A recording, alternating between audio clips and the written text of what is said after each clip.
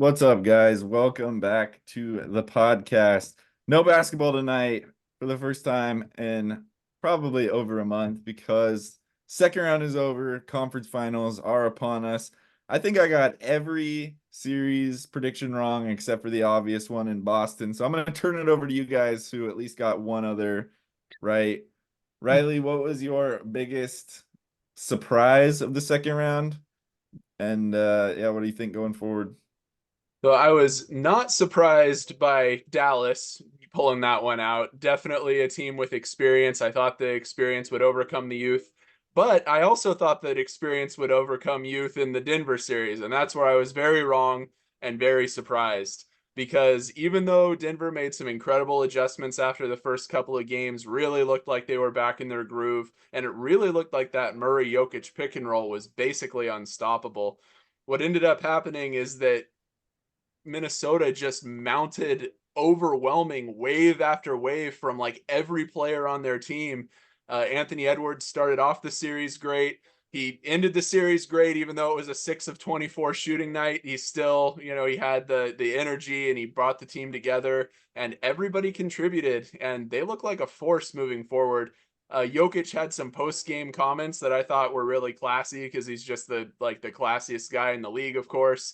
You really gave them their flowers. Talked a lot about how talented they are, how deep they are, and the fact that they're like a kryptonite team for them. And that's what it looked like, and I was surprised. But congratulations to Minnesota.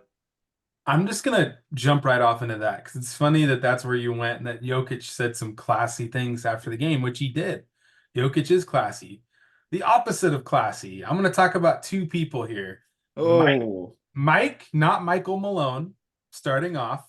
He is the sorest loser, front runner, showboater coach I've ever seen in my life. When he's beating the Lakers 12 times in a row, he has nothing to say but little smart aleck comments, and he's all smug up there. And then when somebody corrects him and when somebody calls him Mike, he gets mad, right? But that's disconnected from this whole thing.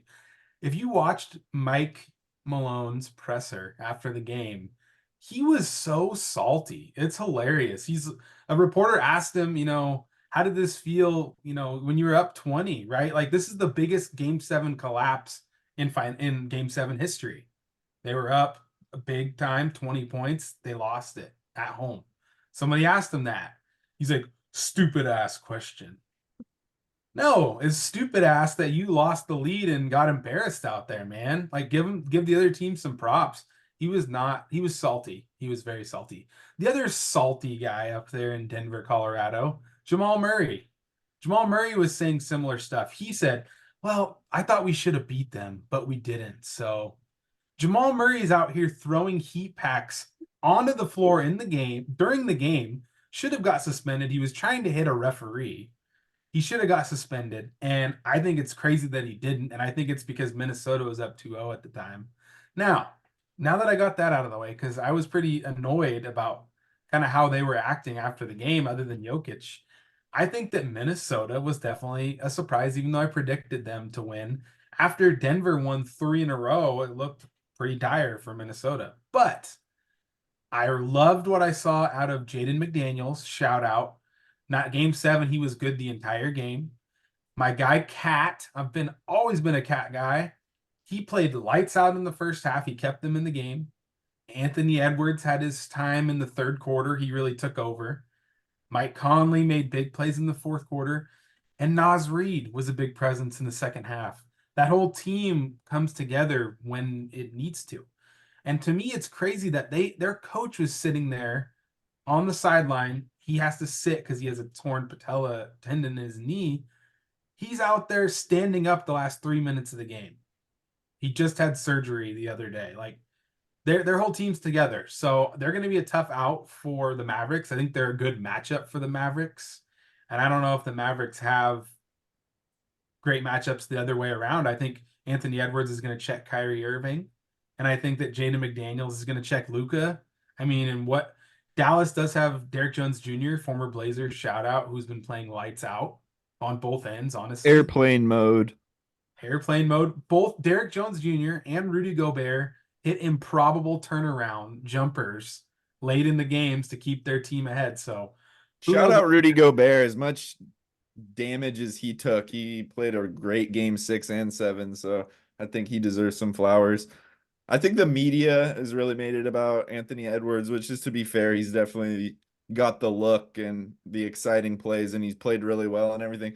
But I think this win was more about the supporting cast of Minnesota, in particular, the size, which, if you look at basically every series and really all playoff long, size has dominated this playoffs. All the teams that were bigger in the last round went ahead and won.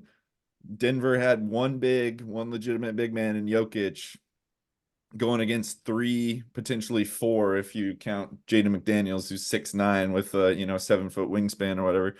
OKC had one big with Chet Holmgren, going against 3 legit bigs. Derek Lively, shout out, had a great series.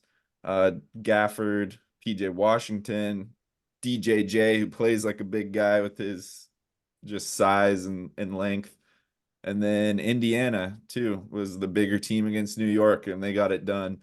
And if that trend continues going forward, I think Boston could be in real trouble, not in the finals, but in this next round against Indiana. Porzingis is hurt. They really only have Al Horford. I don't know how many minutes Cornette is going to be getting off the bench for them.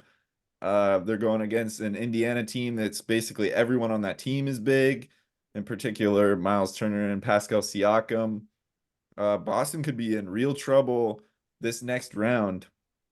And speaking on the Western Conference finals, I actually think I said whoever came out of that Denver Minnesota matchup was my favorite for the championship. I still, man, it's a tough call, but I actually think Dallas is a tougher matchup for Minnesota than Denver is, because they have that size to match up. They have 3 or 4 bigs they can throw at Minnesota's 3 or 4 bigs. So there's a lot, the size kind of washes out a little bit more between them. And I think it's going to come down to star play, in that one. And Kyrie and Luka are proven. We'll see what Ant-Man brings to the table against those guys. That is going to be a crazy matchup. I feel like I need to hear your guys' predictions for it before I even make mine. Anything else from that second round? The Knicks obviously just got banged up. We kind of said last week that injuries were going to catch up with them. I actually think they did maybe a better job than I even thought was going to happen after we said that. I just want to And say one thing really quick while we're here. While I'm just saying everything I'm mad about today, I guess this is the rage time for me. Can deep breath, ESPN Colton, deep breath. can ESPN be any more annoyingly biased towards big markets during live broadcasts? I noticed something. Stephen A. Smith, okay, yes, he's the character. I get it. He plays a character on TV. He's probably not like this in real life, I'm sure. They showed 3 people entering the arena for Game 7 for that series. Do you know who the 3 people were? Jalen Brunson, Tyrese Halliburton, Stephen A. Smith. And then they had a nice little Knicks rallying cry where Stephen A. Smith stands up in front of the crowd and pulls Spike Lee up, knocks his hat off because he's yelling into the mic about how he wants the Knicks to win. Can we have any kind of removal of that crap? Can you be impartial? Stephen A call the isn't game? supposed to be impartial, to be fair. I know, but he's it's a partial. frustrating as a small market team. Like, how annoying! That's the kind of stuff that But fuels. also how sweet it is to wipe that look off his face, True. and yeah, I think there's something to that. And they got Reggie on their side, to be fair. Reggie's holding up for them on the TNT side of things. So, True. and honestly, Chuck and a lot of those guys on inside, they go for the kind of the underdogs. He was repping Minnesota basically all series long. And Indy too, I think. So there's both, the media has favors both sides of the equation. But I do agree that, Uh, I mean, it's just like with the Lakers. That's the most annoying fan base, in my so opinion. It's just the Lakers or nothing. And, a good percentage of the NBA's Lakers or nothing. But I did want to mention OKC too before we move on to the conference finals. I think that they showed their youth finally. Shea Gilgeous-Alexander, though, my goodness, he looked like the real deal. The rest of them didn't really come along, though. I thought Chet and Jalen Williams in particular didn't really have the games that they needed to have in that series. And yeah, it just kind of looked like experience and a little bit of the physicality took its toll on OKC, and Dallas was able to get over on that. Yeah, I didn't really think that Dallas was going to have that much of an answer for Chet, or I at least thought Chet was going to have some more impressive moments and more impressive stat lines. But shout out, you mentioned him earlier, and I just want to emphasize D-Rucka Lively. He looked really, really good at moments, and he filled up the paint in a really big way. Best rookie center in the playoffs. He kept Chet out of the paint almost all game long and really put a body on him and made him feel him. And also shout out as someone who's played big ball in the past, like the hack a lively stuff. And then he was just putting in clutch free throw after clutch free throw to seal games. At least twice he did that in that series where he made, like 8 out of 10, 7 out of 9 free throws in a game to pretty much clutch, or, to seal the game when they were trying to hack him. So shout out. That's tough to do, and that's a star move right there. Riley stat of the game, Riley stat of the night. Both teams scored the same amount of points in the series, so it was very close. OKC and Dallas. Yeah, could have went either way, but Dallas it was a good series. It was a great Dallas series. actually choked one away to game 4. I think the OKC kind of can't. Yeah, it seemed to me like Dallas is the better team, mostly just with the size and experience factor. It seemed pretty obvious out on the court. They were close games, and OKC was like rallying and had a lot of energy, and they were like front running for a lot of the games. But when the moments really mattered most and the big momentum swing moments happened, that's when Dallas showed their poise, I think. And that going forward, it'll be interesting to see if they can continue that. I guess that leads us to the conference finals. I don't even want to be the first one to try to predict these. Either one of you guys want to take a stab at either one of these games? Colton's deferring to Riley. Riley, you got anything? Here's the thing that makes this so difficult is that it just depends on so many factors. I think that in the Dallas Minnesota series, one of the biggest factors is going to be honestly Luka's mindset. It's been kind of inconsistent through these playoffs. During the game set, the last game of the series, apparently the coaching staff had to kind of get into Luka's ear and tell him, like, just play basketball. Don't get so obsessed with what the referees are doing. And there were some really bad calls in the first half of that game and missed calls. Like I actually kind of felt for him this time, even though a lot of times I think he should kind of quiet down. But once he was able to just start playing basketball, he looked pretty much unstoppable, unbeatable. But if Minnesota can frustrate him, get in his ear, they're kind of a trash talking young team in a lot of ways, and sometimes it seems like that gets to him and he doesn't respond to it necessarily by playing better. Sometimes he actually gets like tossed out of games or he gets really frustrated and it hurts his team. So it's going to be interesting to see how he responds to that adversity. I'm very interested to see how Kyrie and Ant-Man kind of match up. I know they're not going to go head to head all the time, but I think Ant will probably guard Kyrie at least sometimes, especially when he gets hot. And that is going to be really interesting to see those two guys going against each other because Kyrie's got the handles, but Ant's been able to stay with just about everybody. I didn't answer your question. I think I'm gonna go with Dallas. I think I'm gonna go with experience one more time. I think that Lively's gonna be able to put that body on Gobert too. I think that Luka, I think they're gonna figure it out. I think they're gonna figure out how to get him playing really well. And I think Kyrie looks like he's unstoppable right now. So Mavericks in a very hotly contested series, 6 or 7. Luka never has any problems with the other team. It's always the refs. That's the only thing. That's what he always gets pissed about and focuses on.